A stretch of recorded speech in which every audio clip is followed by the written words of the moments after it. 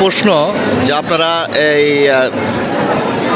জিয়াউর রহমানের মাজারে আপনারা কেন ফুল দিতে আসেন, এবং যেহেতু জাতীয় স্মৃতিসৌধ আছে ওখানে না গিয়ে এখানে কেন ফুল দিতে আসেন আপনারা?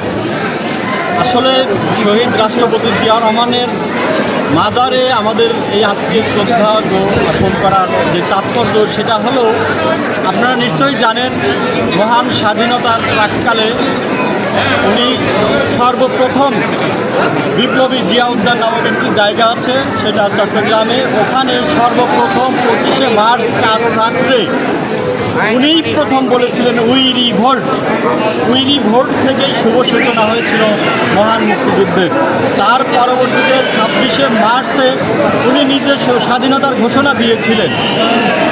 একই সাথে উনি রণাঙ্গনের বীর মুক্তিযোদ্ধা। কাজেই এই বিশেষ দিনে স্বাধীনতা দিবসে, বিজয় দিবসে আমরা শুধুমাত্র যে ওনার মাজার জিয়ারত করতে এসেছি তা কিন্তু নয়। আমাদের দল থেকে দায়িত্বশীল নেতৃবৃন্দ সহ আমরা সাভারস্থ জাতীয় স্মৃতিসৌধেও গিয়েছি, একই সাথে বিভিন্ন দিবসে শহীদ মিনারে যাই, বিভিন্ন রকমের স্মৃতিস্তম্ভগুলিতেও যাই, আমাদের দায়িত্বশীল নেতৃবৃন্দের পক্ষ থেকেই যাওয়া হয়।